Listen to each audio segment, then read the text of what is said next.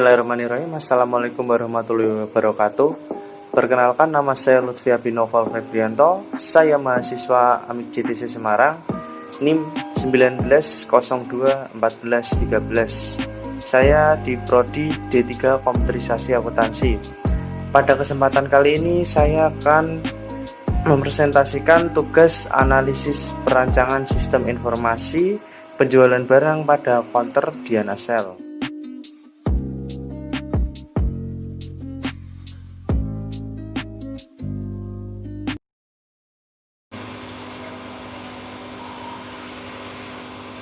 Profil counter Diana Sel.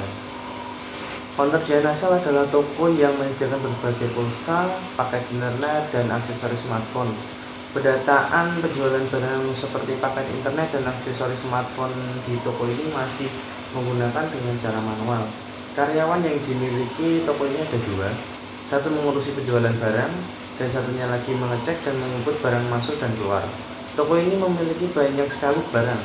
Pada toko ini untuk mendata barang masuk dan keluar belum menggunakan komputer ataupun aplikasi, melainkan dengan karyawan secara manual.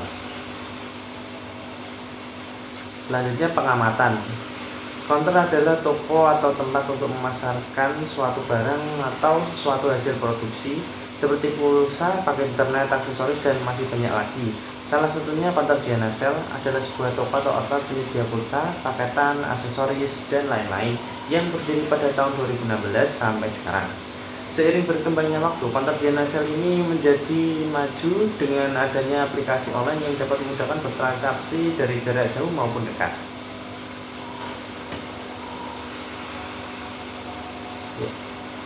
Selanjutnya, identifikasi. Adapun permasalahan yang terjadi pada sistem manual ini seperti proses barang memakan waktu, pencarian barang yang susah untuk dicari, dan yang ketiga masih ditulis dengan menggunakan kertas. Yang keempat, sering terjadi kesalahan saat menulis barang dan menginput. Yang kelima, rusaknya buku atau pendataan barang, sulit mengelompokkan jenis barang. Selanjutnya yaitu pemecahan. Untuk mendapatkan pemecahan terhadap masalah-masalah yang terjadi seperti di atas, saya melakukan analisa sistem, dan metode analisa yang saya gunakan adalah metode PICIS, yaitu Performance, Information, Economy, Controlling, Efficiency, and Service.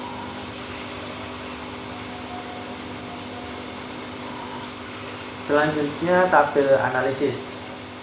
Dari komponen PICIS ini, masalah yang ditemukan dan pemecahan masalah pun ada, yaitu dari performa yang masalah dulu itu lambat dan informasi pendataan barang yang masih lama, ekonomi itu banyak kertas yang sering hilang, kontrol kurang maksimal, efisien, pendataan membutuhkan waktu untuk menulis data, yang kelima survei dan data yang lama.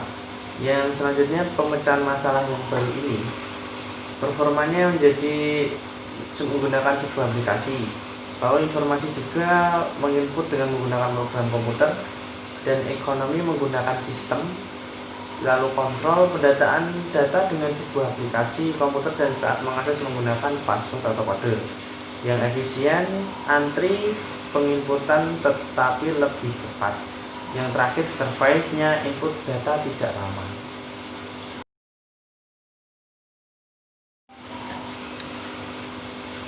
Ya, selanjutnya yaitu kebutuhan. Kebutuhannya yaitu ada software.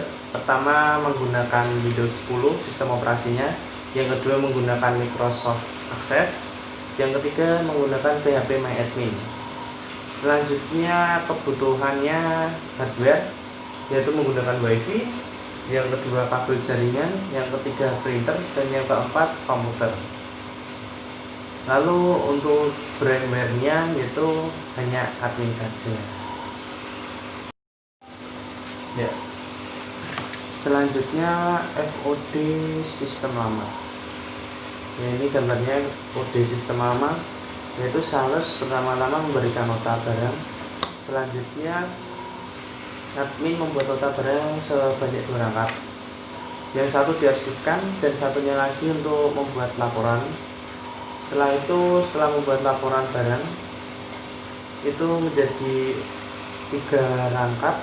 Yang satunya lagi itu diberikan kepada pimpinan lalu di laporan barang diarsipkan, yang satunya lagi diarsipkan secara nama, dan satunya lagi untuk pencatatan penjualan barang. Next. Nah, mencatat laporan penjualan. Setelah mencatat laporan penjualan, membuat 2 rangkap dokumen, yaitu yang satu untuk diarsipkan dan satunya lagi diberikan kepada pimpinan lagi sebagai laporan penjualan kedua. Yang selanjutnya FOD sistem baru. Ya, pada FOD sistem baru ini yaitu sales memberikan nota barang. Setelah itu admin menginput data barang dan masuk pada database data barang, dan nota tersebut dibuat dua rangkap, satunya diarsipkan dan satunya lagi dari yang diberikan sales tersebut. Lalu dari database tersebut membuat laporan barang, yaitu atau menjadikan dokumen laporan barang. Setelah itu diproses penginputan penjualan barang masuk pada database penjualan barang. Setelah itu menjadi 2 dokumen, 2 rangkap, yaitu laporan penjualan barang 1 dan 2, yang satunya lagi diberikan pada pimpinan diarsipkan sebagai laporan, dan yang satunya lagi untuk laporan admin. Selanjutnya yaitu metode waterfall, metode yang digunakan pada analisis penjualan barang pada kontrak finansial, yaitu menggunakan metode waterfall. Ya. Nah, pada sistem informasi ini menggunakan metode waterfall. Metode waterfall sendiri memiliki beberapa tahapan seperti requirement definition, yaitu analisis kebutuhan, lalu desain sistem atau desain sistem, coding yaitu pengodoan, testing pengujian, dan maintenance pemeliharaan. Next. Ya, pada metode waterfall ini pertama itu recruitment. Pada tahap ini membutuhkan wawancara dan survei langsung pada tempat atau kontak finansial. Wawancara dan survei dilakukan guna mengetahui kebutuhan apa saja yang dibutuhkan untuk sistem baru ini. Wawancara akan dilakukan untuk admin kontak dan pemilik agar lebih maksimal dan menganalisis kebutuhan sistem. Dan yang kedua adalah desain sistem. Pada tahap ini dibutuhkan desain sistem, yang dimaksud yaitu bagaimana sistem tersebut akan berjalan. Dalam desain sistem ini akan dilakukan analisis lanjut dalam pemilihan aplikasi pemrograman yang akan digunakan dalam sistem dan pengoperasian sistem penjualan barang yang akan dibuat. Selanjutnya yang ketiga yaitu coding. Pada tahap ini akan dilakukan pengodoan untuk rencana sistem penjualan barang kontrak finansial. Aplikasi yang akan dipakai untuk membuat sistem seperti ini yaitu Microsoft Access dan PHP MyAdmin. Selanjutnya yang keempat testing, yaitu tahap ini pengujian yang dilakukan langsung oleh admin atau pemilik konter finansial saat ada barang masuk, keluar, ataupun sisa barang. Tahap ini dilakukan untuk mengetahui adakah hal yang kurang sempurna sehingga dapat diperbaiki segera. Yang terakhir maintenance, itu perbaikan ya.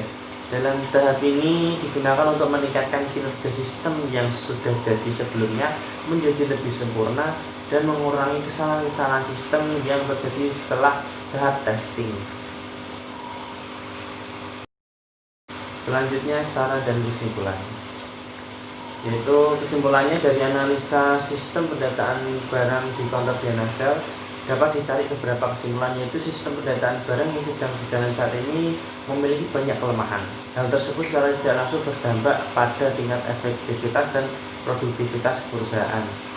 Dan saran bagi kontrak finansial yaitu kontrak finansial membutuhkan sistem pendataan barang yang terotomatisasi dan terkomputerisasi, sehingga kelemahan-kelemahan yang terjadi pada sistem yang berjalan sekarang dapat diatasi. Dengan adanya sistem ini dimaksudkan untuk membantu kelancaran, ketepatan, dan efisiensi toko sehingga informasi dapat diperoleh dengan mudah, cepat, dan tepat. Ya, sekian dari presentasi saya, kurang lebihnya mohon maaf. Semoga bermanfaat. Sekian dan terima kasih. Wassalamualaikum warahmatullahi wabarakatuh.